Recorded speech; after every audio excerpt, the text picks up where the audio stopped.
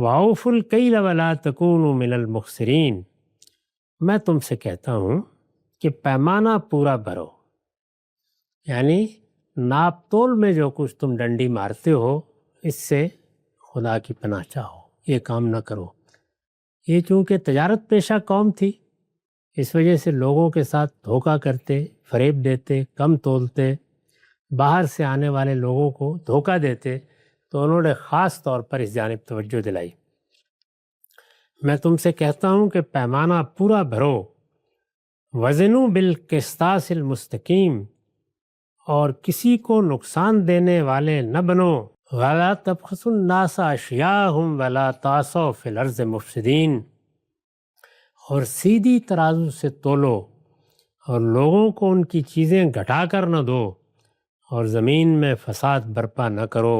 واتقوا الذی خلقکم والجبلۃ الاولین، اور اس خدا سے ڈرو جس نے تمہیں پیدا کیا ہے اور تم سے پہلی نسلوں کو بھی۔ یہ انہوں نے ان کے ہاں جو بیماری عام ہو گئی تھی اس کی جانب توجہ دلائی۔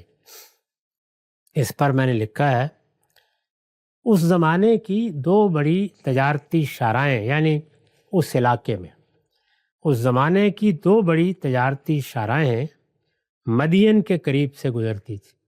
یہ معلوم ہے کہ عرب میں زیادہ تر تجارت لوگوں کا پیشہ تھی، اور وہ بڑے بڑے تجارتی قافلے لے کر گزرتے تھے، اور یہ تجارتی قافلے ایک طرف یمن سے شروع ہوتے اور دوسری طرف عراق، شام اور ان سب علاقوں کی طرف جاتے جہاں بڑی بڑی بادشاہتیں قائم تھیں۔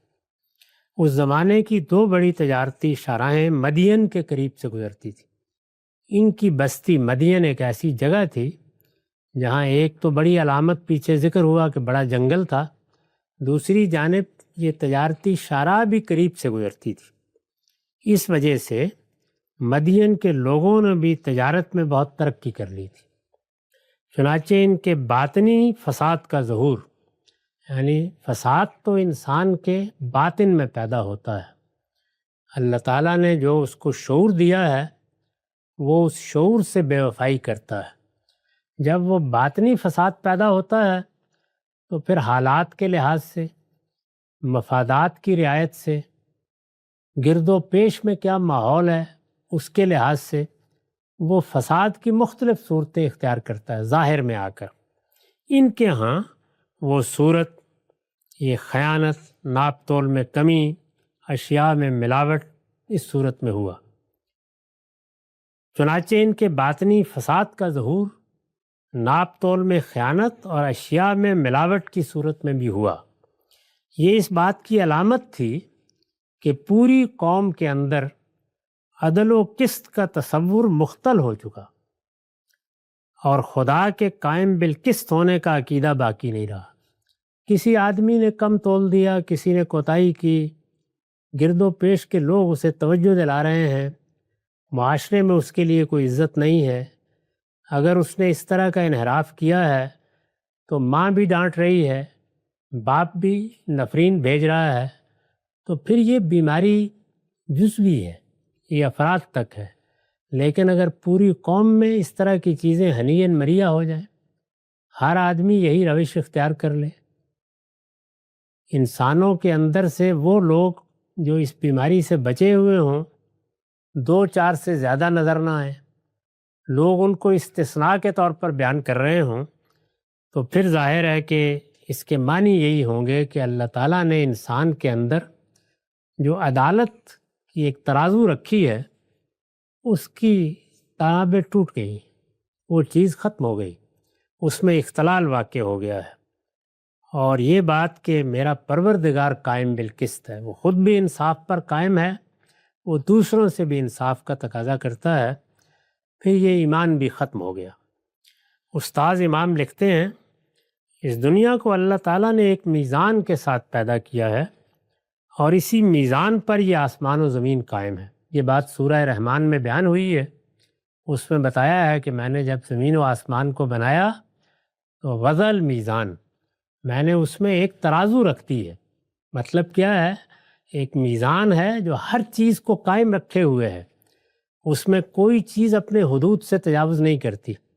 اب جو ہم کائنات کے بارے میں معلومات حاصل کر چکے ہیں تو اندازہ کیا جا سکتا ہے کہ کس درجے کے اجرام فلکی ہیں جو ہمہ وقت گردش میں ہیں، کہکشانوں پر کہکشانے ہیں، لیکن ان میں کبھی ان کے تصادم کی نوبت نہیں آتی، وہ سب اپنے اپنے راستے پر گامزن ہیں۔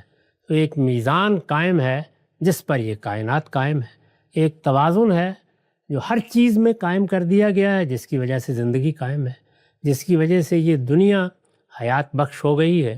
تو اللہ تعالیٰ نے اس کے بارے میں توجہ دلائی اور پھر فرمایا کہ اللہ تطغوا فی المیزان، یہ جو میں نے میزان قائم کی ہے، میں نے توازن قائم کیا ہے، میں نے ایک ایک چیز میں ہارمنی پیدا کر دی ہے، یہ تمہیں سبق دیتی ہے کہ تم بھی کبھی میزان میں الٹی سیدھی باتیں نہ کیا کرو، اس کو قائم رکھا کرو، اس میں طغیان پیدا نہ کرو۔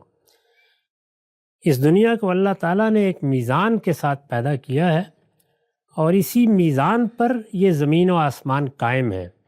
اگر یہ درہم برہم ہو جائے تو یہ آسمان و زمین درہم برہم ہو جائیں۔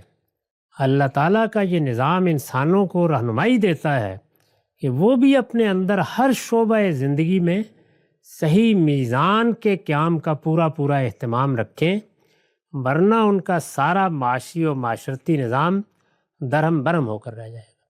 یعنی یہ ایک ہی نقطے کی بات ہے جو ہماری دنیا کے لیے اللہ تعالیٰ نے بتائی ہے کہ جس وقت تم چیزوں کے اندر قائم توازن کا لحاظ نہیں رکھتے تو پھر سیاست بھی درہم برہم ہوتی ہے، معیشت بھی درہم برہم ہوتی ہے۔ پھر کوئی نظام عارضی طور پر فائدہ پہنچا دے تو پہنچا دے، وہ اصلاً کساد بازاری کے طوفانوں سے گزرتا رہتا ہے۔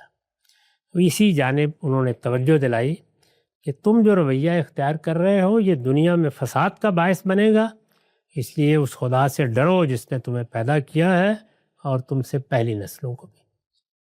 اقول قولی ھذا واستغفر اللہ لی ولکم۔